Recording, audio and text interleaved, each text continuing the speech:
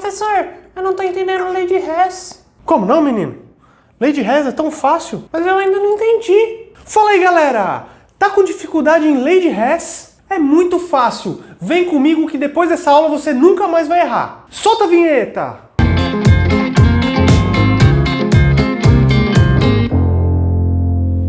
Na aula de hoje nós vamos falar sobre lei de Hess, uma coisa que atormenta a maioria dos alunos no ensino médio. Mas depois dessa aula eu duvido que você não vai entender lei de Hess. Como vocês sabem, a variação da entalpia é o final menos o inicial. O final de uma reação são os produtos, o inicial de uma reação são os reagentes. Portanto, ΔH é igual a H dos produtos menos H dos reagentes. Existem algumas reações que acontecem em apenas uma etapa, mas existem outras reações que acontecem em mais de uma etapa. E Hess percebeu que o ΔH de uma reação depende unicamente do seu ponto final e do seu ponto inicial. Isso quer dizer que essas reações intermediárias não vão afetar o ΔH. Sendo assim, uma reação que tenha 2, 3, 4, 5 etapas, o ΔH pode ser visto apenas como o H final menos o H inicial. Dito isso, vamos para a nossa lousa virtual para vocês entenderem como que calcula o ΔH. Bora! É isso aí, galera! Sejam bem-vindos aqui na nossa lousa virtual. Vamos acabar com todas as dúvidas de uma vez por todas sobre lei de Hess. Então, vamos pegar aqui esse primeiro exercício, né? Dadas as equações termoquímicas a seguir, calcule a variação de entalpia para a reação abaixo. Aí você tem aqui a sua reação principal. Isso daqui é muito importante, galera. Vocês precisam ter esta equação em mente. Ela é seu foco. Você tem que chegar nela. Então, quem são seus reagentes aqui? Enxofre e 3/2 mols de oxigênio. E você tem também aí formando como produto SO3. E ele te dá aqui alguns dados, 2 semi-reações, que são essas reações que nós vamos ter que arrumar para que eu chegue nessa minha equação aqui em destaque, né, na minha equação principal. E aí, galera, aqui é o seguinte, o oxigênio deixa sempre por último, porque o oxigênio ele aparece em várias reações. Percebe que ele aparece nessa semi-reação na primeira e ele aparece aqui na segunda também. Então, eu vou deixar meu oxigênio por último. É a melhor coisa que você faz. Então, eu vou fazer o seguinte. Primeiro, eu vou no enxofre. Eu vou até mudar a cor aqui, eu vou no enxofre primeiro. Eu quero achar o enxofre. Onde tem enxofre? Na primeira ou na segunda? Na primeira. A gente já encontrou o enxofre aqui na primeira reação. Só que percebe uma coisa. O enxofre na minha reação padrão, né, no meu objetivo, onde eu quero chegar, ela está nos reagentes, Ela está do lado esquerdo. E aqui ela está do lado direito. Olha só a setinha aqui. Né? A setinha. Então, o enxofre está do lado direito. Então, o que eu tenho que fazer? Eu inverto essa minha reação. Aí eu vou escrever ela assim, invertida. S mais O2 formando o SO2. O que eu faço com ΔH? Ao inverter uma equação, se ela estava num sentido endotérmico, porque era positiva, então agora ela vai para um sentido exotérmico, porque agora ela inverteu, então agora ela é o contrário. Eu simplesmente inverto o sinal. Agora eu quero saber onde está o SO3. O SO3 está aqui, do lado dos produtos. Aqui na minha segunda semi-reação, olha aqui onde está o SO3. Ele também está do lado dos produtos. Mas percebe que eu tenho 2 SO3? E na minha reação principal, lá no meu objetivo, ele está só 1 SO3. Então o que eu tenho que fazer? Eu vou dividir a minha equação inteira por 2. Fazendo isso, eu vou ter de 2 SO2, 1 SO2. De 1 oxigênio, O2, né, eu vou ter meio O2. E o 2 SO3 vira 1 SO3. Depois que eu faço isso, eu vou fazer um risco embaixo das duas semi-reações, como se fosse uma continha de subtração. E aí, pessoal, uma dica que eu dou é você traçar em vermelho aqui, onde está em vermelho, né? Você pode traçar com qualquer cor que você tiver, para você saber o lado dos reagentes e o lado dos produtos, para você não se confundir. Olha só, do meu lado esquerdo eu tenho reagente, do meu lado esquerdo eu tenho reagente, e do meu lado direito eu tenho produto, e do meu outro lado direito eu também tenho produto. E o que você vai fazer agora? Você simplesmente vai cortar o que é igual de lados opostos.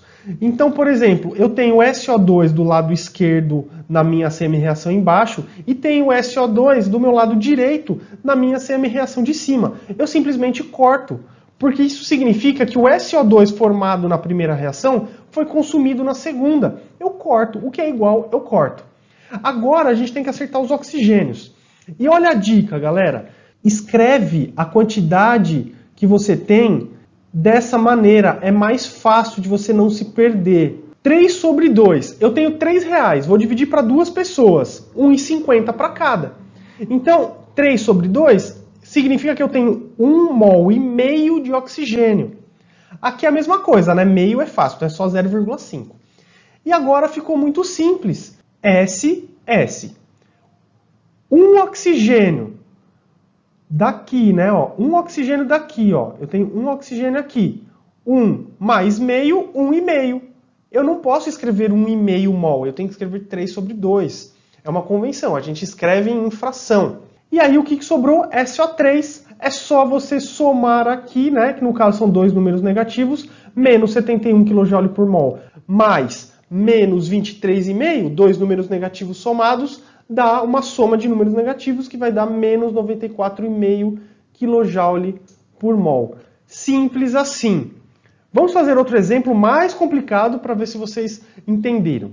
Aqui, pessoal, percebe que o exercício é bem grande. E uma dica que eu dou para vocês é que em exercícios que tenham enunciados muito grandes, leiam sempre a pergunta primeiro. Porque de repente você nem precisa ler o enunciado todo. Então olha só, a pergunta é aqui embaixo. Utilizando a lei de Hess, pode-se afirmar que o valor da variação de entalpia padrão para o craqueamento do dodecano em hexanos será...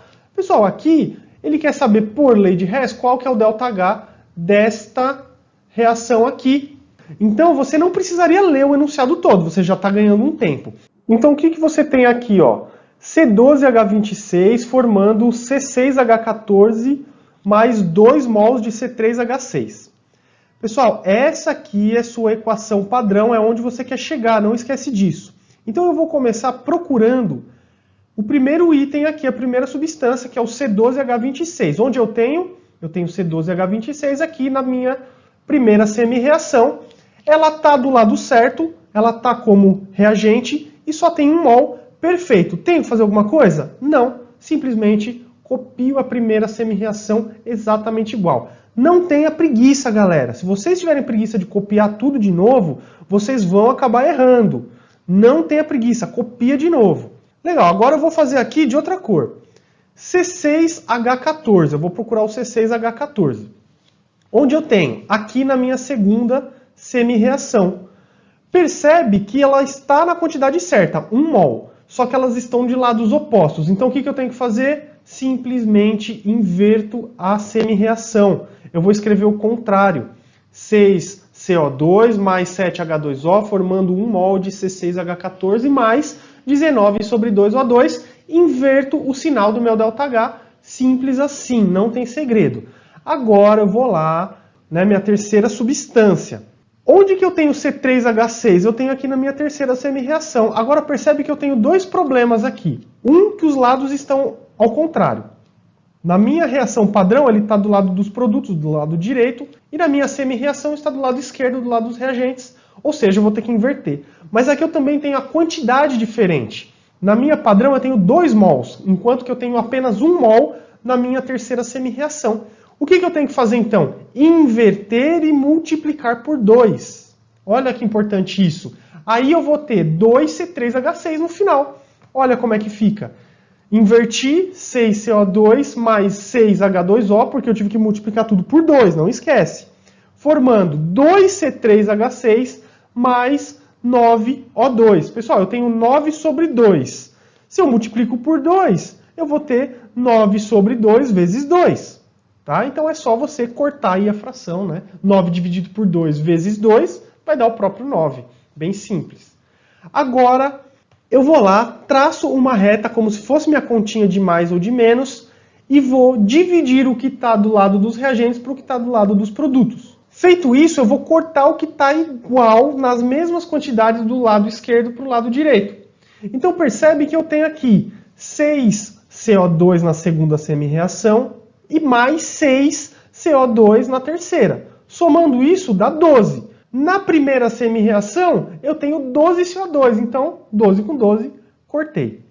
Continuando aqui eu vou para a água. Percebe que eu tenho 7 mols de água na segunda, 6 mols de água na terceira. Somando dá 13. A minha primeira semi-reação tem 13 mols de água, perfeito.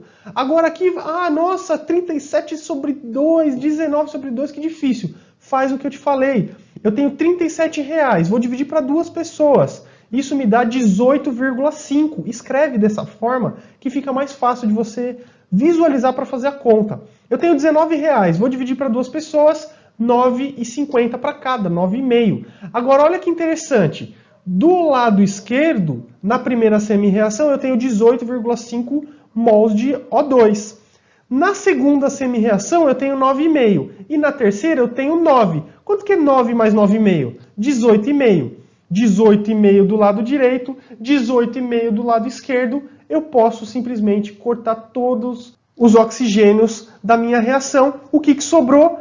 1 mol de C12H26, formando 1 mol de C6H14 mais 2 mols de C3H6, exatamente a minha reação padrão. Perfeito, é só isso que você vai fazer, só isso. E aí você vai depois somar tudo isso, né? Por isso que você não pode esquecer de multiplicar aqui o ΔH por 2 também, não esquece disso, ele também vai multiplicar por 2. E não posso esquecer de inverter o sinal quando eu inverto aí a minha semi-reação. Não esquece disso, galera. Somando tudo, eu vou ter aí um total de ΔH mais 1090 kJ por mol. Ou seja, eu tenho uma reação endotérmica, que absorve calor na quantidade de 1090 kJ. Galera, muito simples isso. Espero que vocês nunca mais errem, que vocês não se confundam mais. Vamos voltar para o nosso vídeo. Valeu! É isso aí, galera! Espero que vocês tenham curtido esse vídeo. Se gostaram, deixa seu like. Se não é inscrito, se inscreve. Ativem as notificações para sempre receber os vídeos. Valeu, galera! Até a próxima!